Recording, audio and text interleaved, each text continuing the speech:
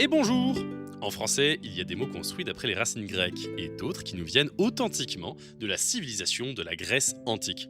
C'est de cela dont nous allons parler aujourd'hui.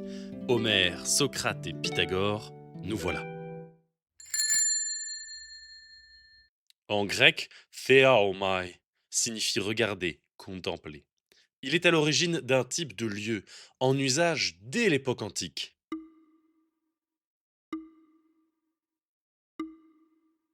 Littéralement, lieu de vision. On y regarde un spectacle.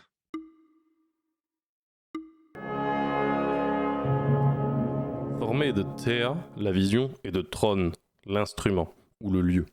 C'est le théâtre, le lieu fait pour la bonne vision d'un spectacle. L'amphithéâtre est le lieu fait pour la vision des deux côtés.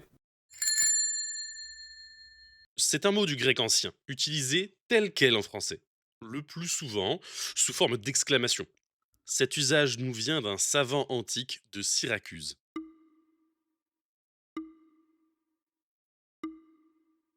Il signifie j'ai trouvé.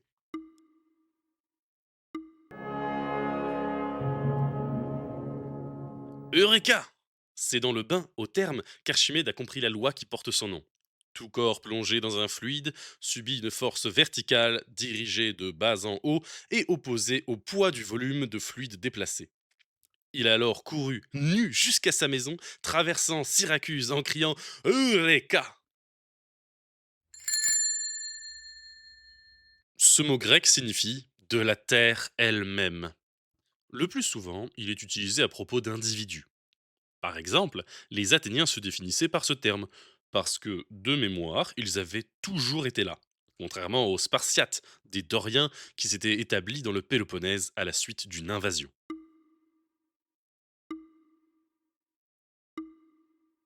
Le préfixe pour elle-même, soi-même, se dit auto en grec, francisé en auto.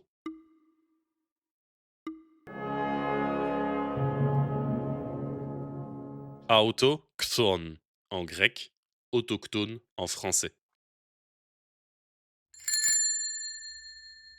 Bonne mort selon le grec. Ce mot était oublié. Il ressort en anglais, puis en français au 19e siècle, avec un sens qui évolue un peu.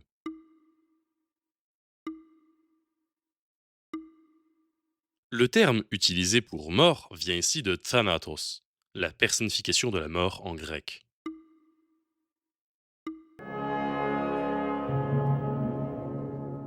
De eu, bonne, et thanatos, la mort, euthanasia, l'euthanasie. Cette bonne mort désignait pour les Grecs une mort paisible, sans souffrance ni violence. Quand il réapparaît dans les langues européennes, il désigne alors une mort provoquée, pour abréger les souffrances. Issu d'un adjectif grec qui désignait ce qui était populaire, commun, de laos, le peuple.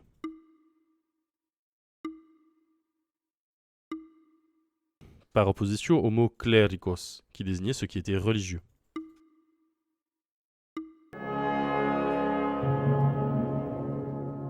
Laïkos, en grec, laïque, en français.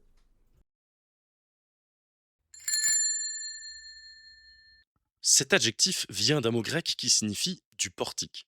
Mais son sens n'a aucun rapport direct avec cette origine. Il est lié à une philosophie qui était enseignée autour d'un portique à Athènes. Cette philosophie, fondée sur la raison, prônait un certain détachement face aux événements extérieurs.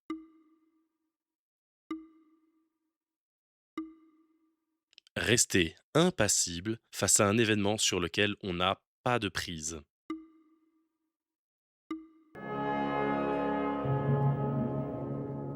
Portique se dit stoa en grec et du portique stoikos. Le stoïcisme était enseigné autour du portique du Pécile à Athènes, d'où son nom. Cette philosophie est à l'origine du qualificatif stoïque. Les Grecs avaient une locution, en deux mots, pour parler du mal du pays, ou du mal du retour au pays. Le latin médical du XVIIe siècle en a fait un seul mot, francisé depuis.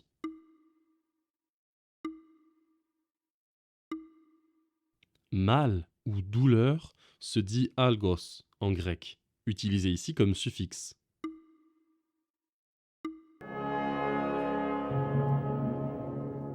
Nostos en grec signifie littéralement venu, et selon les cas, on peut le traduire par arrivée ou retour. Nostos et algos forment ensemble la nostalgie. D'abord nostalgia en latin. C'est initialement le mal du pays, ou le mal qu'on ressent en rentrant dans son pays, qui n'est plus tout à fait le même qu'avant son départ. Dans la Grèce antique, à l'occasion des fêtes des cités-États, on abattait rituellement des bœufs pour nourrir toute la population durant les jours de liesse. En français, il nous reste un mot issu de cette lointaine tradition. Il signifie littéralement sans bœuf. Le mot grec pour 100 se retrouve sous une forme contractée dans plusieurs unités de mesure. Hectolitre, hectomètre, hectopascal.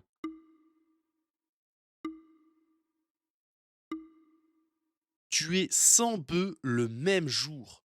Quel carnage cela devait être.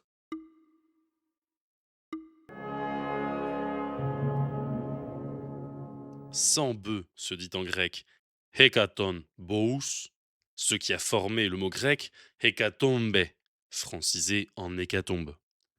En grec puis en latin, le mot a évolué pour désigner l'abattage d'un grand nombre d'animaux, mais plus forcément des bœufs et plus exactement 100. En français du XVIe siècle, le mot antique est retrouvé, mais il reste savant, lié aux rites antiques. À la fin du XVIIIe siècle, la guerre change en Europe. Plus d'hommes sont engagés dans les conflits. Il y a de meilleurs fusils et plus d'artillerie. Les quantités de morts provoquées par cette évolution frappent les contemporains. Pour décrire l'ampleur des tueries qui en découlent, du jamais vu auparavant, on cherche des mots nouveaux, plus forts. C'est alors que hécatombe ressort avec ce nouvel emploi. Un grand nombre de victimes. Le mot grec pour bouvier est composé de bous, le bovin, et d'un suffixe associé à tous les gardiens de troupeaux. Les bouviers grecs passaient leur temps dans la nature avec leurs bêtes, ce qui a influencé l'usage de ce mot sous sa forme d'adjectif, en latin puis en français.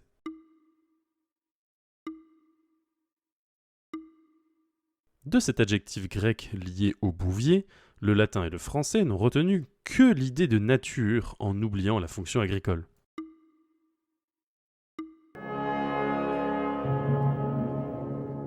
En grec, boukolos est le bouvier, et boukolekos est l'adjectif qui se rapporte au bouvier.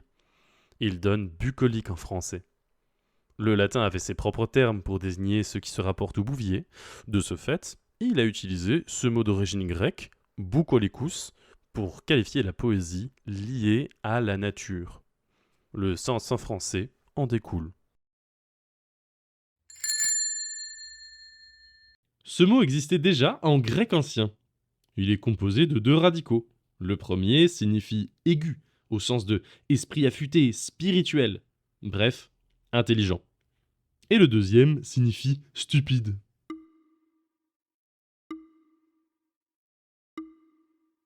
Un intelligent stupide? Ce mot contient donc un parfait exemple de sa signification.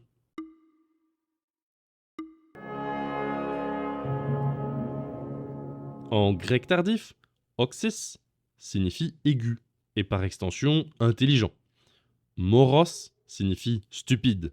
Ensemble, ils forment le mot grec oxymoros, oxymore en français. Un oxymore étant l'association de deux mots contradictoires, on a là une explication du sens du mot par un exemple contenu dans le mot lui-même. Cette obscure clarté qui tombe des étoiles, écrit Corneille dans sa pièce Le Cid. C'est un oxymore bien connu, souvent donné comme exemple. Il est repris dans le monde de la peinture, où il est question de clair-obscur. En voici quelques autres. Voilà un beau jeune vieillard, écrit Molière dans Le Malade imaginaire. Cette boucherie héroïque, dit Voltaire dans Candide, pour tourner en dérision le vocabulaire associé à la guerre.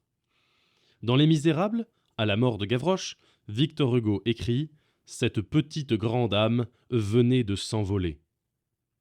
Rimbaud parle des splendeurs invisibles.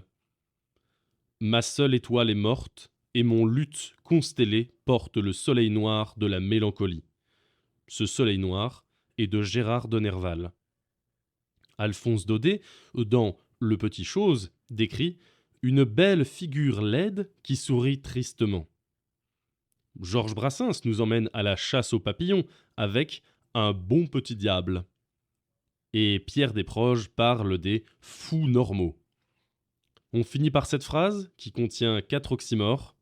Dans cette réalité virtuelle faite d'amère douceur, des morts vivants dansent dans un silence assourdissant.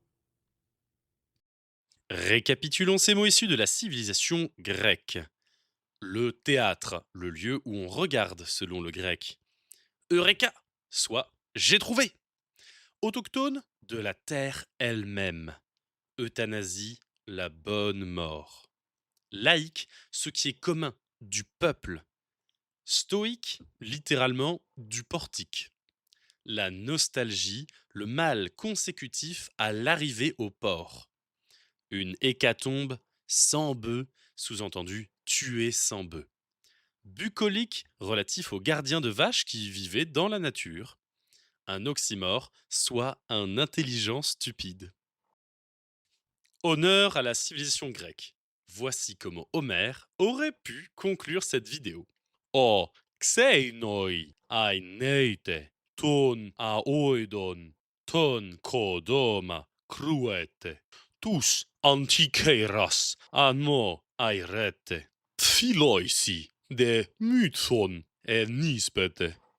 Homère, s'il avait fait des vidéos YouTube, aurait pu finir par ce texte. Mis à part le fait que ses contemporains n'auraient rien compris à l'allusion à la cloche et que le pouce en l'air, en tant que signe positif, était inconnu à l'époque. Et puisque la notion de semaine n'existait pas non plus, nous vous disons à dans 7 jours.